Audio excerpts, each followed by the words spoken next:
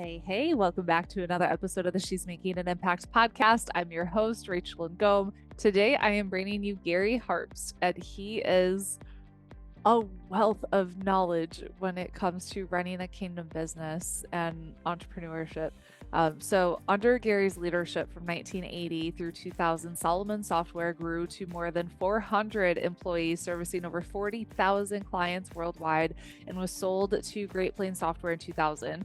After successfully starting, scaling, and exiting Solomon Software, Gary set out to change the way people think about leadership and organizational health by founding 6 disciplines, which evolved into Lead First, the Kingdom Impact Leadership Platform for faith-friendly organizations. Today, we're talking a lot about leadership, specifically of like chaos in leadership, just some of his lessons learned from, doing all those things. It's a great conversation, and he just has so much wisdom. So I'm excited for you to listen in.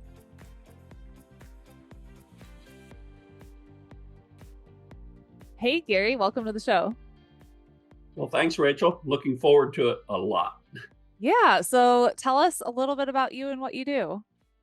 Sure. I am kind of an engineer mindset. I grew up loving the way to figure out how things fit together and was trained in software development and business, and really have spent my career. I'm in my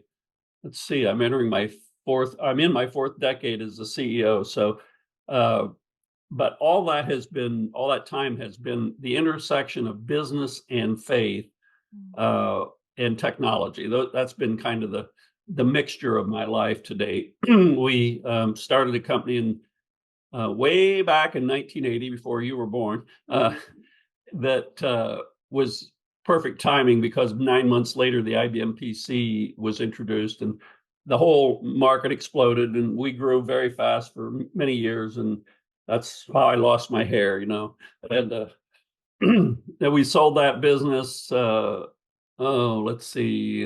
2000. And since then, I've just been working with consulting with businesses and coaching them using technology and how to run their businesses better. A small, mid-size, that's what we target.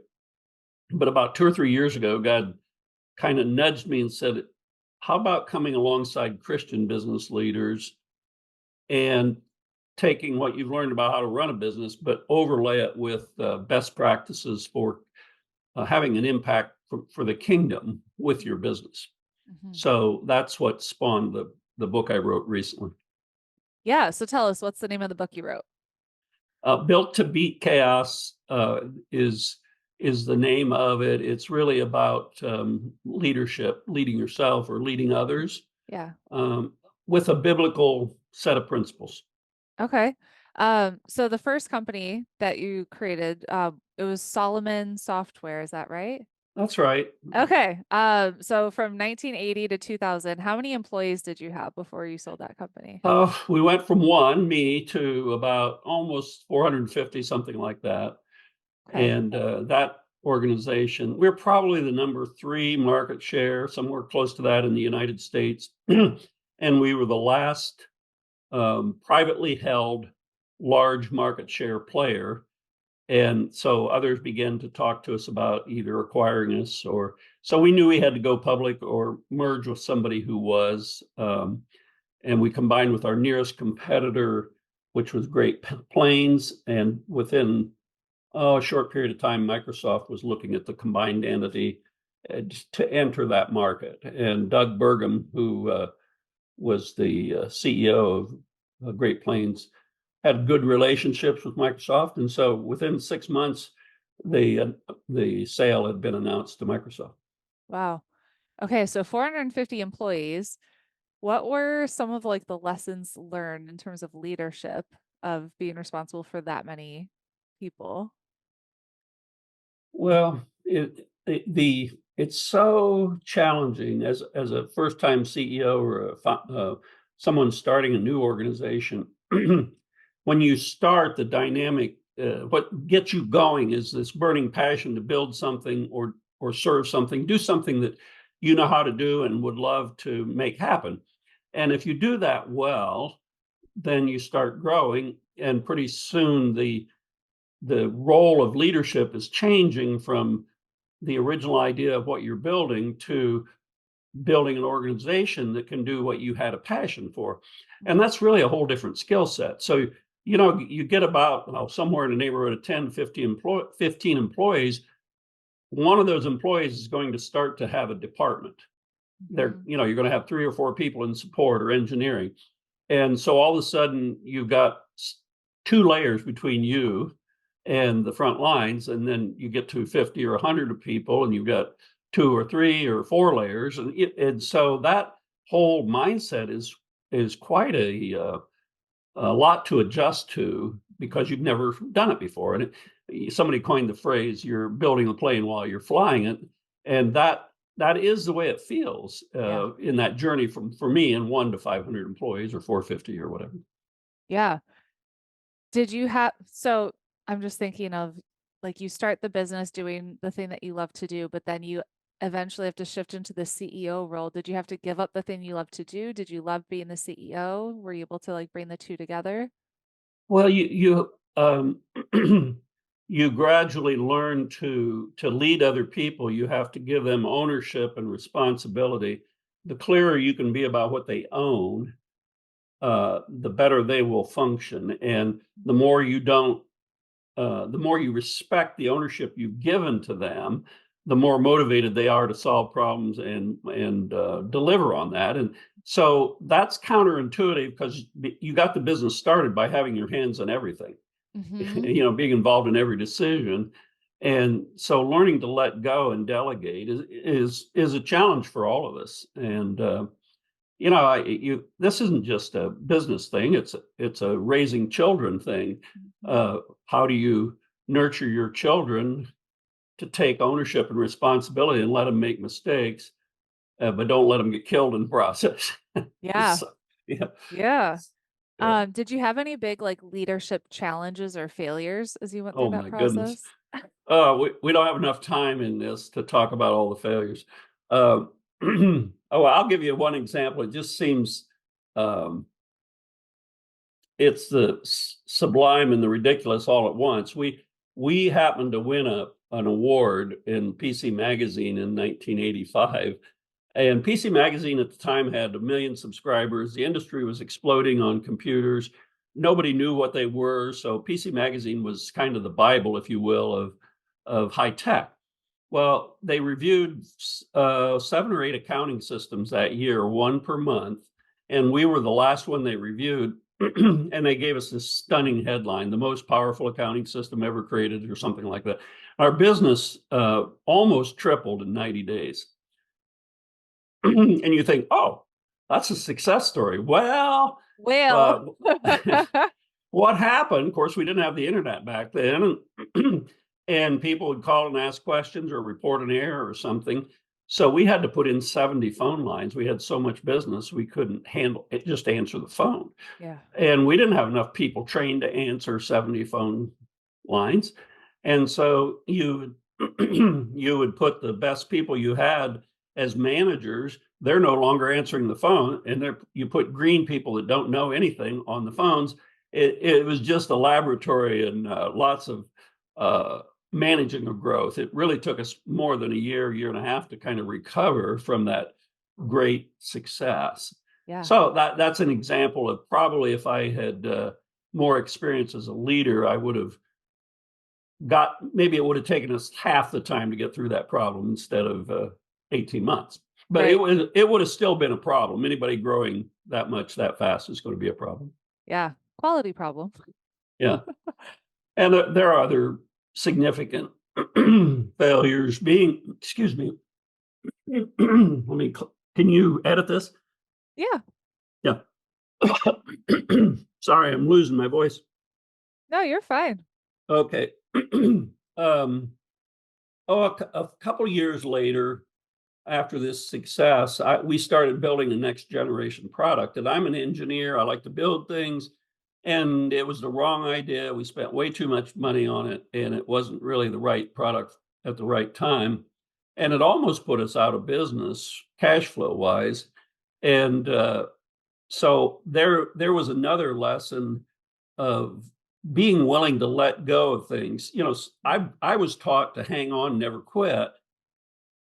and there's a virtue in that, but there's also a virtue of facing the facts and saying, this is not working. You've got to let go. Yeah. And so those are hard lessons to come to know in which cases are you giving up too soon, in which cases are you holding on too long. So Yeah. The way faith integrated with that was, for me, was I remember praying that God would increase sales so we could keep funding this wrong-headed project. And instead, sales dropped enough that we had to finally stop the project. And I look back, and that was probably the biggest inflection point in our business, where we went from being on the wrong track to getting on the right track. And so many times in your life, God doesn't give us what you ask for; He gives you what you need. Mm-hmm. And those are often very different. So Mm-hmm. no, that was a hard lesson for me to learn. Yeah, sounds like it. How has your faith influenced your approach to leadership? Well, I think that's changed over the years. I think early in your faith, you sort of look at other people that are more mature than you are and think you need to be like them in your faith, or any type of leader. But you gradually realize that God made each of us unique, and that the best thing you can do to practice your faith is really be centered and know who God created you to be, and be a steward of the things He's given you instead of trying to be like someone else. Mm-hmm. So I think, there's certain basics like paying your bills on time, e- or speaking the truth, being open with people. Those are traits that a Christian is called to practice. That doesn't mean we are perfect at doing it, but those were the early things in my career that were important to me. As I've grown older, I've become to realize that even taking care of somebody, love your neighbor as yourself, paying attention to the needs of employees at home and at work. If there are ways we can help them, those are good things to do. But they're not the same as being able to be ready to give them an answer about who Jesus Christ is, because there are things Jesus can do that I can't. I can help you if you don't have food on the table. I can take you to the hospital if you need a visit, but I cannot cure what's broken inside of you. And that's the amazing thing about the gospel, is that Jesus can do stuff for you nobody else can do. And I think as a business owner, I wasn't prepared to let people know about that truth as well as I should have been. I'm not a believer, you can't ram this down people's throat or misuse your authority as an owner, but you can be intentional about saying, if somebody has a need in this area, how are you going to meet it? And I'd say that's been a change for me in the last few years, to realize that I need to have strategies for that, just like I have strategies for products or services. What kind of strategies did you develop? Well, I really like, there's so many services out there that can help you, like um, Faith Driven Entrepreneurs, for example, has some great resources that are free. And so if I have somebody who's early in their discovery, you can say, hey, here's a resource, go join this group or talk to them. Or you can set up internal resource teams or prayer teams or things like that and make them available to people. Also, chaplaincy. Are you familiar with the chaplaincy models in the United States? You Not really. Yeah, well, the term is taken from the military, who Mhm. used to have chaplains in the service. But they found that in at least in the U.S., that when you have somebody available for someone to talk to who is actually outside the organization, people are more willing to share uh, private things with somebody that's not part of HR or their manager. So if you're struggling at home, have an addiction or something, you may be very reluctant to tell your manager. But if you could set up a chaplaincy relationship for your company, they will talk to them. And so there's two well-known organizations, marketplace chaplains and corporate chaplains, that you as a CEO can contract with, and they will make themselves available to any employee any time of day. And their success stories are really amazing. So that's just one example of a strategy you can use. Cool. Okay, so in Built to Beat Chaos, we're talking about chaos in the organization. How are we built to beat chaos and become overcomers? Yes, that's if most of us, I hear chaos probably used every single day of my life. I hear it at home, I hear it with the grandkids, I hear it at work. But the first thing that comes to mind for most people is it's really bad. Chaos is a bad thing, and it's the enemy. And I felt that way most of my life. But I was reading in the book of Genesis at the very beginning of the creation story, and something interesting jumped out at me, that the very first thing God created was not light. Like, just do a little poll sometime, walk up and ask your friends, hey, what's the first thing God created according to the Bible? Most people will say light, if they've looked at the Bible recently. But that's not true. The very first verse of the Bible says, in the beginning, God created the heavens and the earth, and they were void and without form. Those are two words that describe chaos. And so you begin to realize, wait a minute, if chaos is evil, God wouldn't have created something evil. He created something, the chaos just turns out to be the raw materials from which things are built. So you say, well, that's not the way I see chaos in my life. I see it in my kids running around, or I see it in too much to do at work or whatever. Well, the reality is, we're built to overcome chaos. God designed us to do what he did. In the very beginning, he started with chaos, and then he brought order out of it. He separated the light from the dark, the land from the sea, the sky from the earth. And so he modeled for us in the creation story what we are designed to do. And later on in that same story, he says, I have created you to be just like me, in my image, and to have dominion or rule over the earth. So we are designed by God to take raw materials and bring order out of them. Now, most people don't think about their life in those terms, but really, my grandmother, when she cooked this fabulous feast for Thanksgiving, was bringing order out of chaos. Because she'd go to the kitchen, there were 1,000 ingredients in her cupboard, and as soon as she had a recipe, she knew which of those ingredients to use and which to ignore. So, see, the analogy to life is there's way more stuff out there than we know what to do with until we have a plan, until we have a purpose. Once you have a purpose, then you know how to manage that chaos. Yeah. Okay. What are some biblical truths all leaders should know? Well, that we just alluded to the very first one. The first one is a leader should understand that their first priority is to determine the purpose of the team they're leading. Now, people say, well, that's kind of obvious.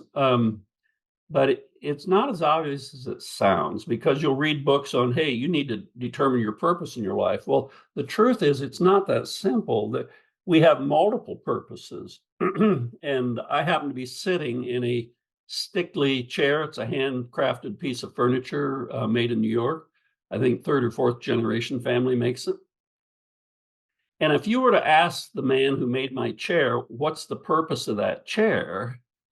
He might say, well, it's how I make a living. That's the purpose of that chair, is to feed my family. Or he might say, well, the purpose of the chair is to sit in. Or he might say it's a keepsake, so that you can, not only can you sit in it, but you can hand it down from generation to generation. Or you can further say, this is an expression of who I am. I love doing it. I'm a craftsman. So it's a fulfillment for me. Well, we heard four different answers Mhm. to the question what the purpose of one single object is. Well, when you answer the question, what's my purpose in life? It's like that. It's God created you to have dominion over the world around you, not to be its victim. He designed you to do that, but he didn't tell you how to express it. He didn't say you're going to do it being an engineer or a homemaker or whatever. That there's choices we have to make, but we are designed to overcome chaos. And so a leader has to both understand what their role is as a leader to pick purpose for their team, and they have to understand that the people on their team are wired to win. In other words, when you have a disgruntled worker, somebody who's never happy, they come to the work with the glass half empty every single day. Under the surface, they feel like they're not winning. Mm. And we all express not winning in different ways. Sometimes we get angry. Sometimes we check out and say, I give up, get depressed, or take drugs. There's all kinds of ways to escape it. But the underlying cause, according to the Bible, is we're designed to win. And when we don't win, we're not happy. Mm. And so a good leader has to understand the makeup of human beings. What is it that drives us? What is it that motivates us? And they have to understand it for themselves, and they have to understand it for the group that they're leading. Yeah, that's good. As you're like understanding what drives people, motivates people, what are some maybe like commonalities that you've discovered between your employees, but also like, do you see stark differences between certain people? Oh my, yes. Yeah, it's amazing that for whatever reason, God basically he's created every single one of us to be different in some ways. It's really stunning that well, right, we none of us have the exact same fingerprints or the exact same DNA and so I remember a story when my firstborn was a boy, Jamie, and he was, oh, I don't know, 10 months old, sitting in a high chair, and he started throwing food on the floor. And I tapped his fingers, said, no, don't do that. And just trying to reinforce that's not acceptable. And he looked at me and he started crying. And I didn't do anything. I just tapped him and said no, but it just, he didn't want to hear no. And it made him really upset. Well, about 3 years later, we had a girl, Anna, and she same episode. She got to the stage where instead of eating food, she started throwing. Mm. I tapped her hand with two fingers. She looked at me in the eye and then she hit me back. She took her two fingers and Mhm. slapped me. And I just said to my wife, none of that's been taught. That's Mhm. just two different personalities Mhm. right from the very beginning that are radically different, Yeah. and you applaud them. You realize you need both kinds. The world needs the kind that will spit in your eye, and the world Yeah. needs the kind that will be tender. And so I guess what's my point in this? I It's really helpful as a leader or a parent or anyone if you become excuse me. I apologize.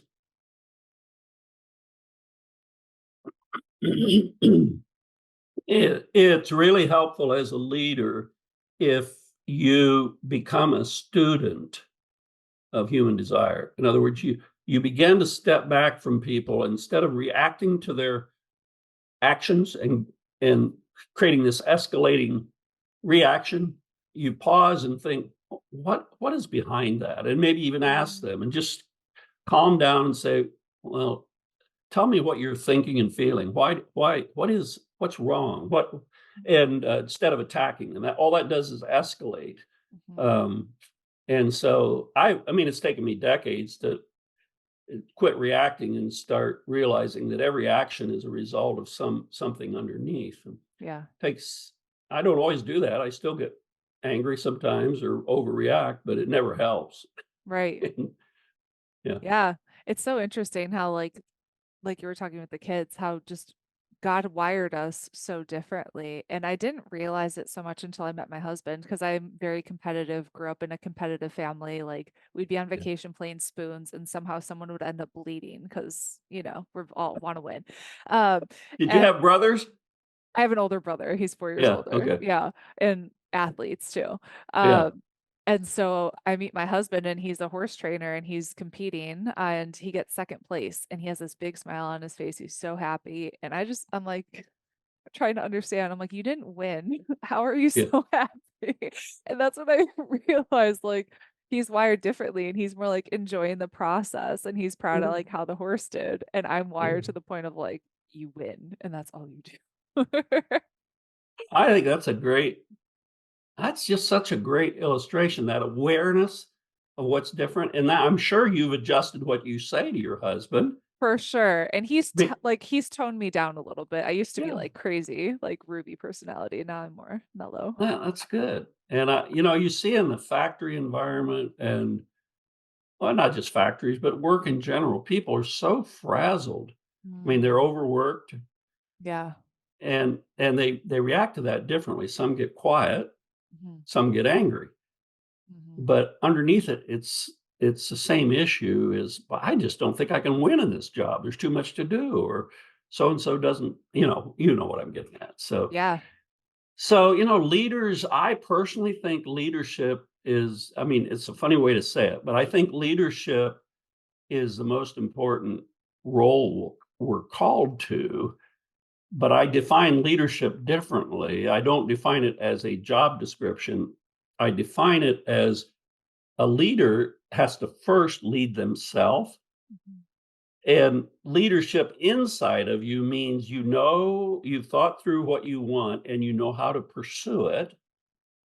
And that kind of internal alignment is what lets you make good decisions and lets you interact with other people.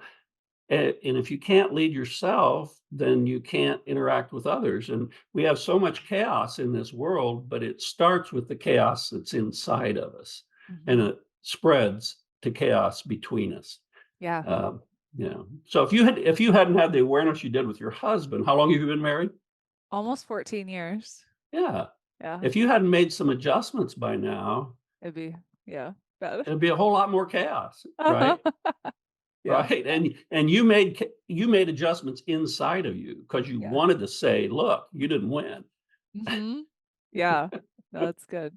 Yeah. Tell us about Lead First. What what's that? And how did you start that?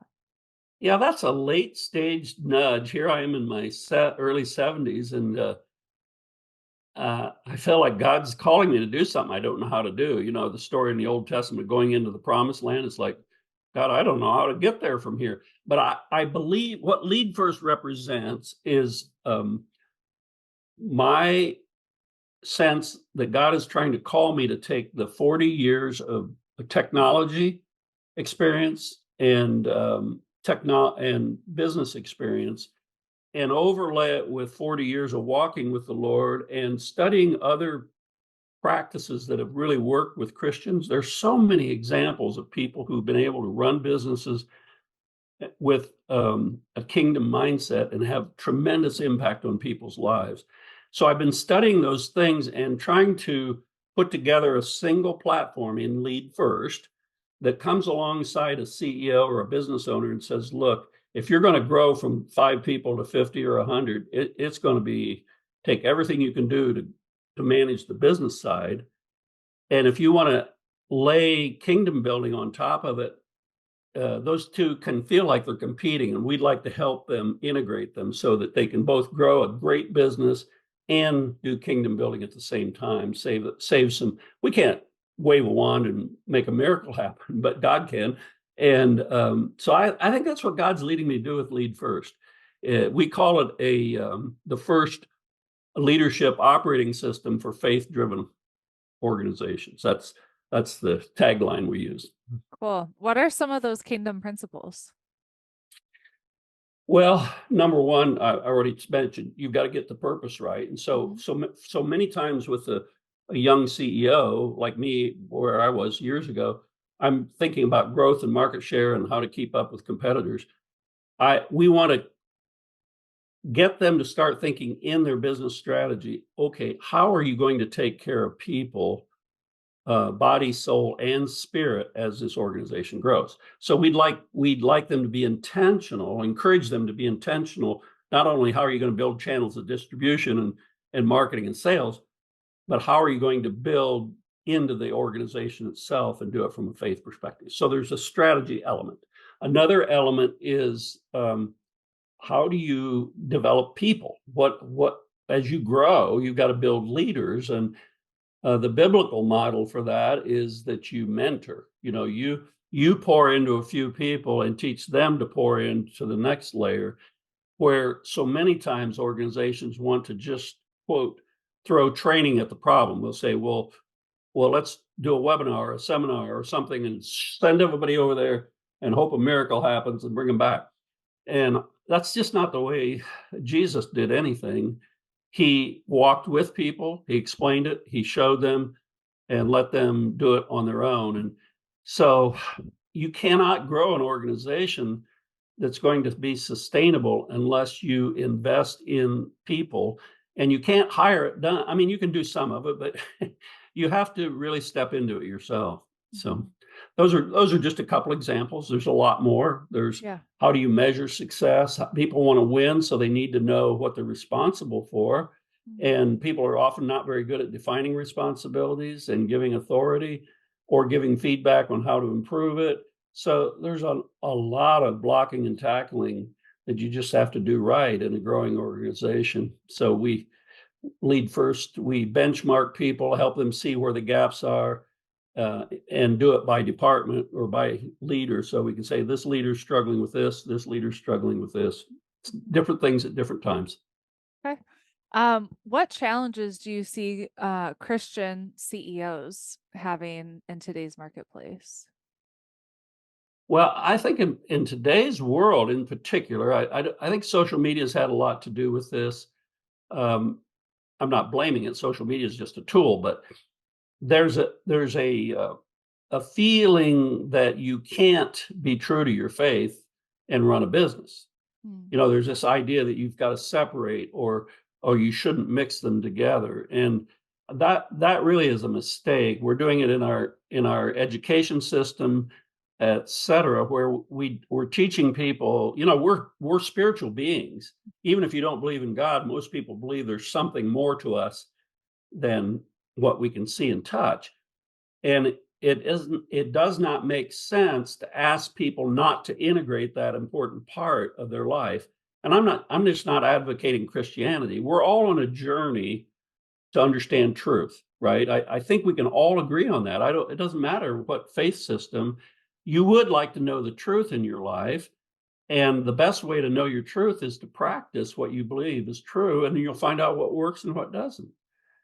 And so when we have businesses and education systems that say, no, don't talk about that, don't think about that, don't whatever, we're really guaranteeing that we don't have the best of people's hearts and minds. So that's a big challenge to get in the head of a leader and say, number one, you can do this. It's possible. There's many people who have done it.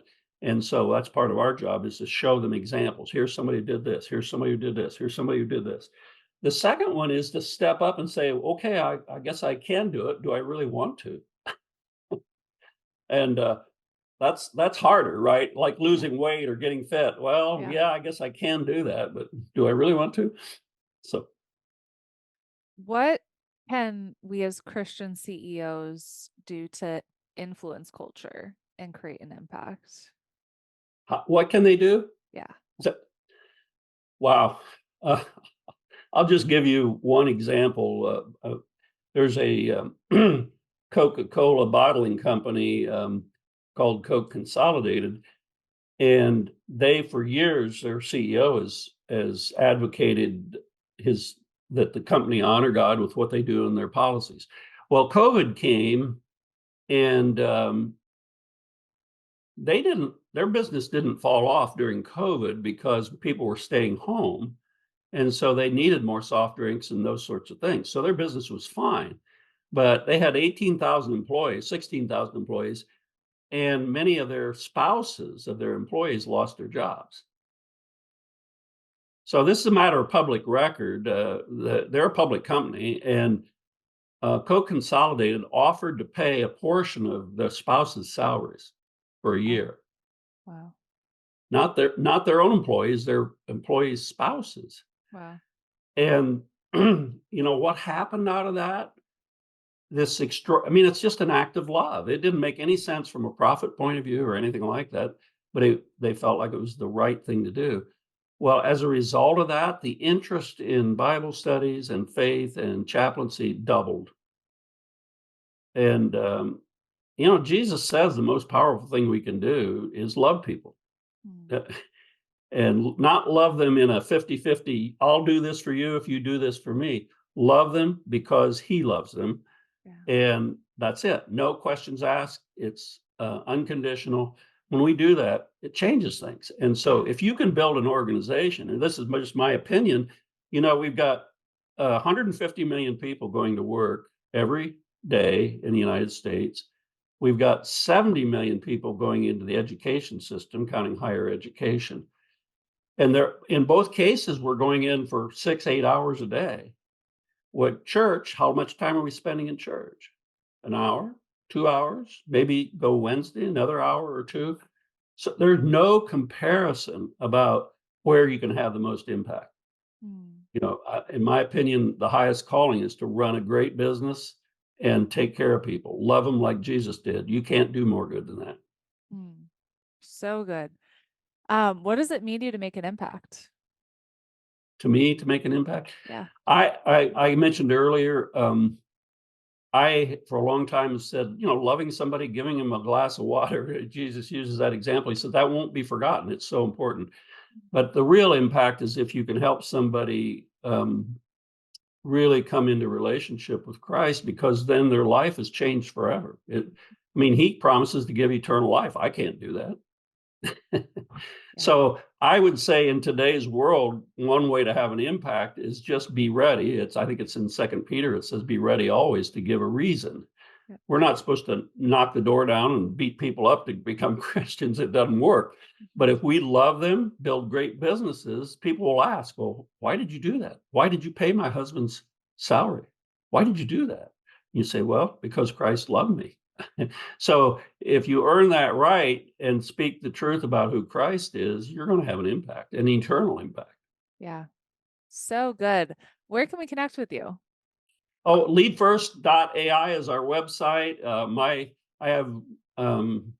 We post all of our materials and speaking and those sorts of things for me on there, and our services are there. And to be honest, we're looking for CEOs, business owners who have this sense of there's more to their business than business.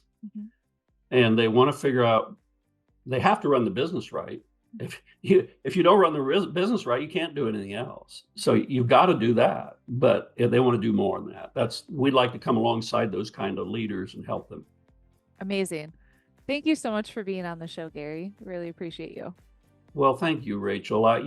What you're doing is bringing order out of chaos, because you bring people who have some experience and some light to bring to darkness. And so I just applaud what you're doing. It's exactly what I write about, bringing order out of chaos. Truth brings order. Oh, well, thank you. And thanks for being here. Yeah, thank you.